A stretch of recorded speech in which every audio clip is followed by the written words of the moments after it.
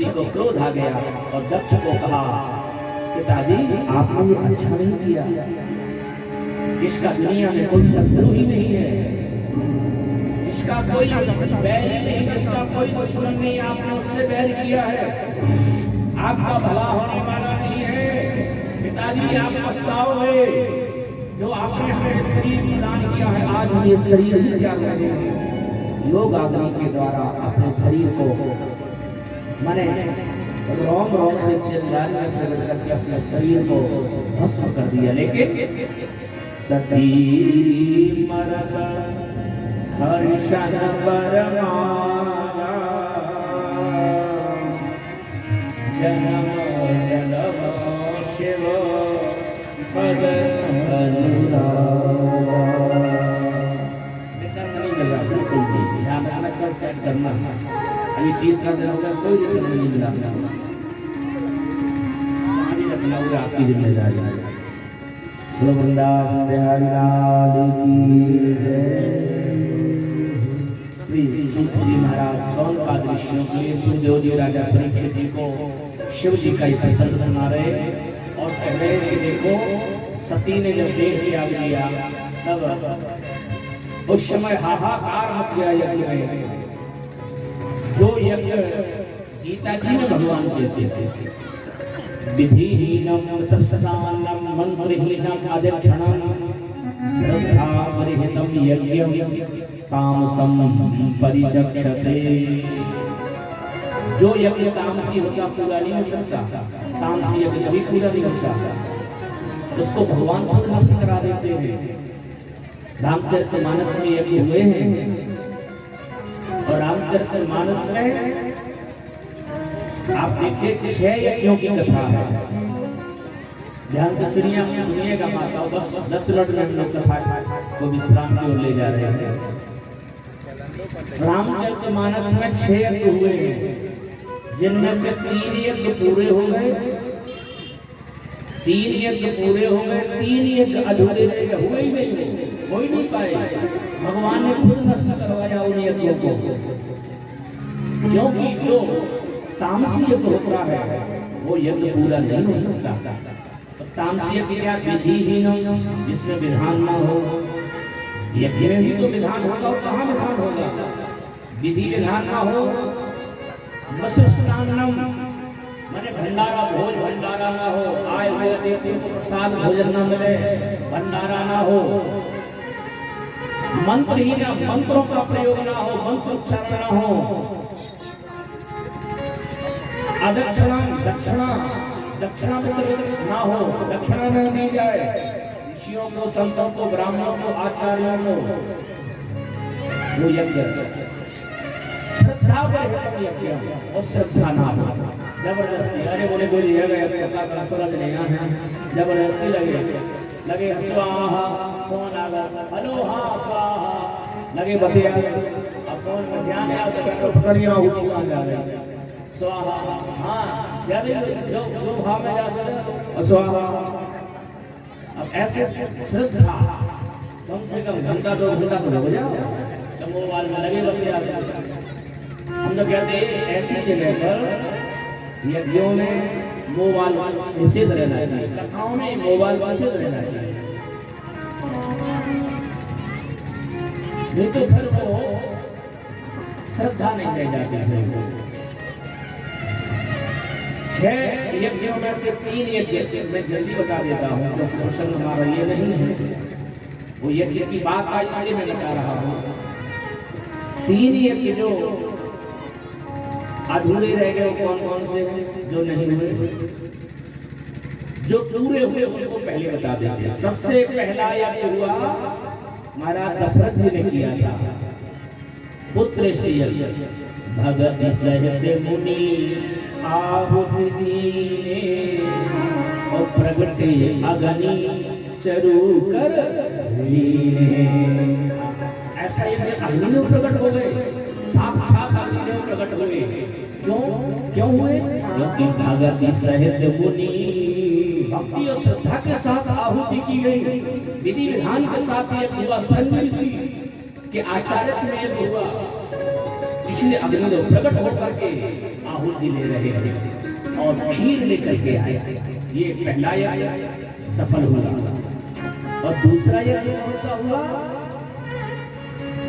विश्वामित्र जी ने कहा, जहां लोग जग मुनि करही, अति मारीच सुबाहु डरही। विश्वामित्र जी ने यज्ञ किया, उस यज्ञ को भी राम जी ने जाकर के पूरा किया। देखिए तीनों यज्ञों को राम ने पूरा किया। एक यज्ञ खुद प्रकट हुए, दूसरे यज्ञ में जाकर के इस यज्ञ की रखवाली की, ताड़ा और सुबाहु का वध किया। और तीसरा यज्ञ धनुष जग सुन रघुकुल नाथा, हरस चले मुनिवर के। जनकपुर में जनक ने यज्ञ किया। कितने यज्ञ हो गए? 3 यज्ञ पूरे हुए थे तीनों। और तीनों यज्ञ के केंद्र बिंदु कौन है? राम जी हैं। ये तीनों यज्ञ पूरे, क्योंकि 7 यज्ञ थे और जो 3 यज्ञ अधूरे रह गए वो कौन से हैं? आप मानस पढ़िए। रामचरितमानस में एक दक्षिण यज्ञ किया गया, वो यज्ञ पूरा नहीं हुआ दक्ष का। दूसरा यज्ञ लंका में हुआ। विभीषण ने, राम जी ने देखा धुआं हो रहा लंका में। राम जी ने कहा, विभीषण ये धुआं किस बात का है? बोले यज्ञ हो रहा है। भगवान को बड़ी खुशी हुई, लंका में यज्ञ हो रहा है। हाँ, ये लंका में यज्ञ हो रहा, कौन कर रहा है? विभीषण ने कहा, मेघनाद मख करही। मेघनाद यज्ञ कर रहा है। अरे तो अच्छी बात है, यज्ञ हो रहा है। बोले नहीं, सुनो तो पहले कैसा यज्ञ है। मेघनाद मख करही अपावन, खल मायावी देव सतावन। अपावन ये कहे, दूसरों को कष्ट पहुंचाने के लिए, दूसरों को हानि पहुंचाने के लिए, दूसरों को बेइज्जती करने के लिए, अपमानित करने के लिए यज्ञ वो तामसी यज्ञ है। इसलिए राम जी ने 12 भाइयों को भेजा, ध्वंस कर दिया। भगवान ने खुद आज्ञा दी और यज्ञ नष्ट कर दिया गया। अब तीसरा यज्ञ वो भी लंका में हुआ। फिर यज्ञ में इनका धुआं उठता हुआ देखा। राम जी ने पूछा, अब क्या हो रहा है? विभीषण ने कहा, अब बड़े भैया यज्ञ कर रहे हैं। नाथ करही रावण एक जाला, सिद्ध भई नहीं मरही अभागा। अच्छा यज्ञ को रावण यज्ञ कर रहा। तो क्विंटल 2 क्विंटल हवन सामग्री होगी। अरे बोले कोई हवन सामग्री नहीं, तो क्या डर रहा है? बोले आहुति दे रुधिर अरुधेसा। घी की जगह खून डाला जा रहा है, सर्वासा खून, और साकाने की जगह भैंसा, भैंसा के टुकड़ा कर करके स्वाहा स्वाहा। राम जी ने कहा यज्ञ ध्वंस कर दो, यज्ञ नहीं हो पाया। तो जो यज्ञ सात्विक होता है उसको भगवान पूरा करते हैं, और जो तामसी यज्ञ होता है शंकर जी ने खुद आकर के वीरभद्र को भेज करके उस यज्ञ को ध्वंस किया। वीरभद्र जो शंकर जी की जटाओं से प्रकट हुए, उनसे उनको आदेश दिया, दक्ष का एक ध्वंस हुआ। दक्ष का सिर काट करके कुंड में स्वाहा कर दिया।